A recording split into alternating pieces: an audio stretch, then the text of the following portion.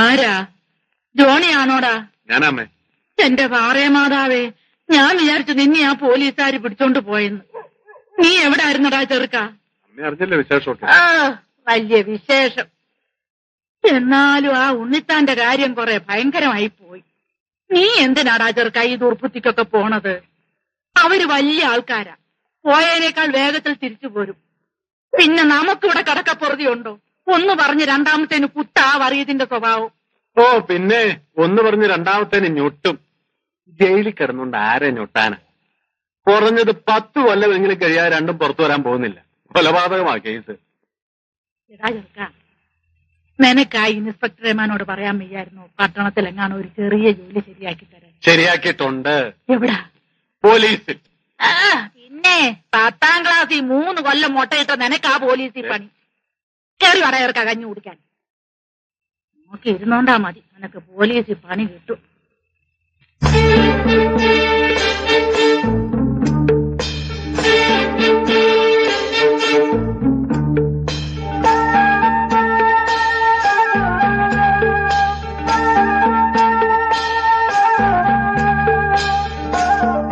വെറുതെ എന്തിനാ ഹോട്ടലിൽ ഒരു ദിവസം കിടന്നേ?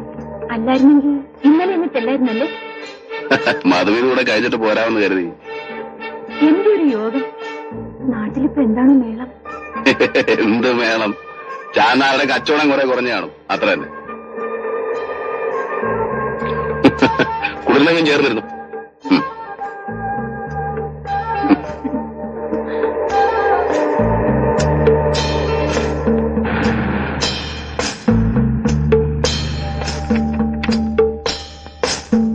ആശാനിലിടോ ഉള്ളി ഇറക്കട്ടെ. എടോ വിൻസെന്റാശാനെ, ആ ഇതാര് പരമു? താൻ ചത്തുന്നാണല്ലോ ഞാൻ ഓർത്തത്. ഞാൻ എങ്ങനെ ചാവൂടോ? ഞാൻ കണ്ടിട്ട് ശരി.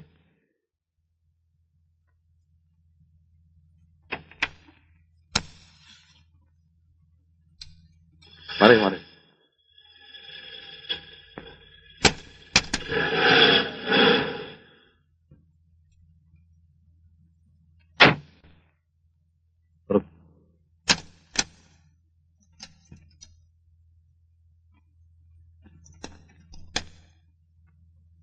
എഞ്ചിൻ പണിയുണ്ട്. ഓ പിന്നെ 300 കിലോമീറ്റർ ഓടിയിട്ട് ഒരു ചുക്കും പറ്റിയിട്ടില്ല.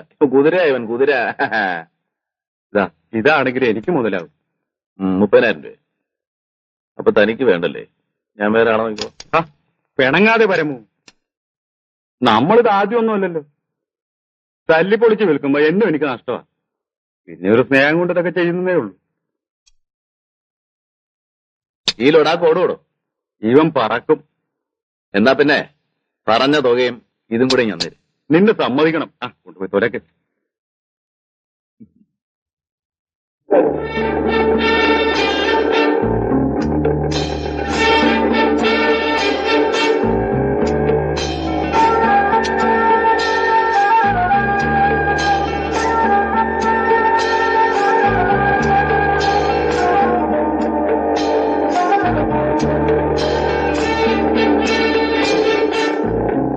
കാണുന്നതാണ് സാഹിബിന്റെ തേയില ഫാക്ടറി.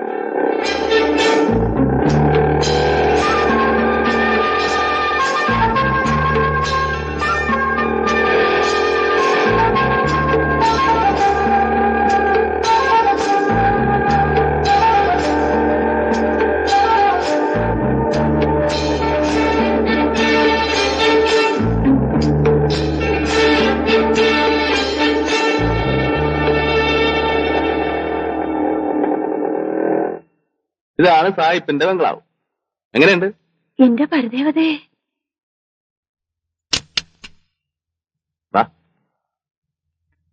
അവനെ സായിപ്പിന്റെ അടുത്ത് മര്യാദക്കൊക്കെ പെരുമാറിക്കണം. അതിനിഷ്ടം തോന്നിയ തട്ടിക്കളയാനും പഠിക്കാത്തവനാ. പച്ച മലയാളം പോലും നേരെ ചൊവ്വേ പറയാനറിയാത്ത ഞാനിങ്ങനെ അവരുടെ അടുത്ത് ഇംഗ്ലീഷ് പറയുന്നേ. അതുകൊള്ള. അങ്ങേര് മലയാളിയാടി. ഡ്യൂപ്ലിക്കേറ്റ് സായിപ്പ്. തള്ള മലയാളി, തന്ത സായിപ്പ്. പിന്നെ ചില നേരത്ത് സായിപ്പന്മാരുടെ ഒരു ജാതി മറ്റേ സ്വഭാവം കാണിക്കും. നിന്റെ ദേഹത്തൊന്നും മുട്ടുകയോ തട്ടുകയൊക്കെ ചെയ്താ നീ കണ്ടില്ലെന്ന് വെച്ചേക്കാം. ഒന്നും പേടിക്കാനില്ല, നീ വാ.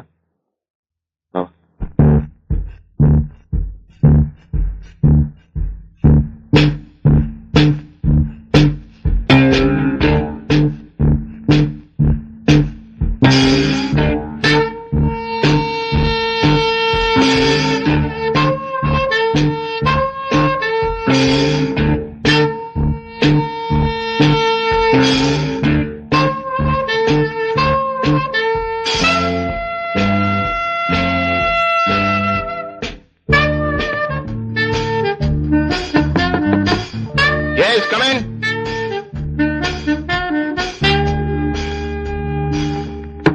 Yes, come in.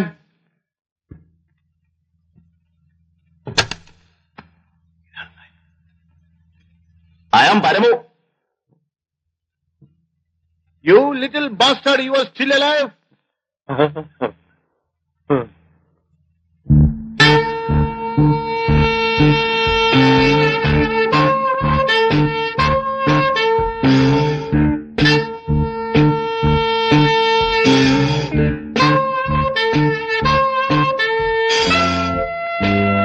Damn good. നിനക്ക് വാക്ക് പാലിക്കാൻ അറിയാം. സാർ നമസ്കാരം.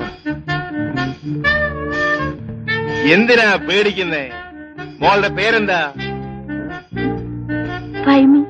That's good. ഫൈമി നിന്റെ ആരാണ്? My wife and your ayah. ഇന്ന് മുതൽ my wife and your ayah. Okay okay. Antony അന്നേ ഒന്ന് വളവ് സാറുടി. എന്താ ഇവർക്ക് ആഹാരം കൊടുക്കുക? ശരി സാർ. നിങ്ങൾ ദൂരയാത്ര കഴിഞ്ഞ് വന്നിരിക്കല്ലേ, പോയി കുളിച്ച് എന്തെങ്കിലും കഴിക്കും. പരമോ, നീ ഔട്ട് ഹൗസിൽ താമസിക്കണ്ട, ഇവിടെ തന്നെ താമസിച്ചു. ആയിക്കോട്ടെ. ചെല്ലു മോളെ, പോയി വല്ലതും കഴിക്കേ. പാവം വല്ലാതെ ക്ഷീണിച്ചിരിക്കും. അതെ അതെ.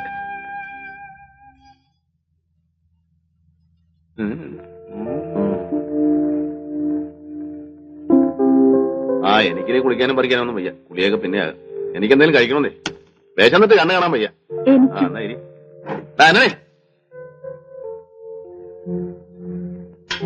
എന്താടാ ആന്റണി നിനക്കൊരു ക്ഷീണം? ഓ, അണ്ണം പോയ പിന്നെ ഒരു സുഖവും ഇല്ല. നാട്ടിൽ പോയ അണ്ണം കല്യാണമൊക്കെ കഴിച്ചല്ലേ? എത്ര ആളാളാവും ഇങ്ങനെ ഒറ്റയ്ക്ക് കഴിയുന്നത്. പിന്നെ എനിക്ക് ഈ റൊട്ടിയും കോപ്പൊന്നും വേണ്ട. ചോറുണ്ടെ ഞാൻ ചേർത്തുണ്ടോ ചെല്ലേ?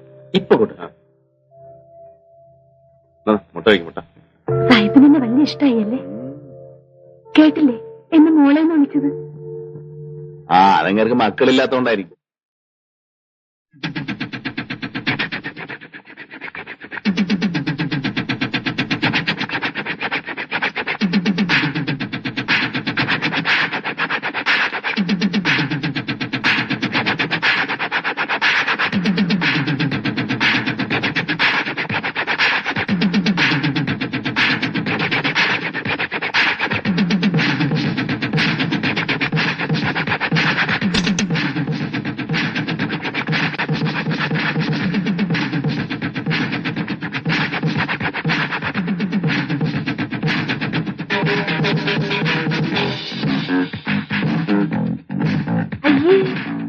ഇതെന്തോന്ന് കളിയാ പരമോണ്ണ? ഇതോ വലിയ ഭരതനാട്യം. അവളെന്താ ഇങ്ങനെ? ഇതൊരുമാതിരി വലിയ രസം. നീ കാണണം.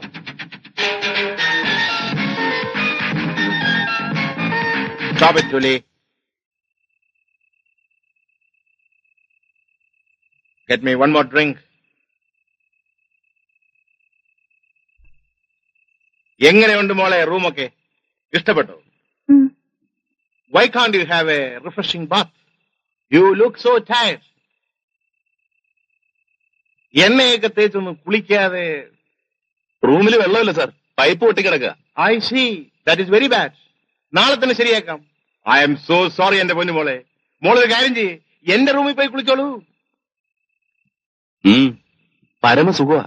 ചൂടുവെള്ളത്തിന് ചൂടുവെള്ളം, പച്ചവെള്ളത്തിന് പച്ചവെള്ളം. മോളെ, നിനക്ക് 2 ദിവസത്തേക്ക് ലീവ് വന്നിരിക്കുന്നു. ഫൈമി മോള് വന്ന സന്തോഷത്തിന്.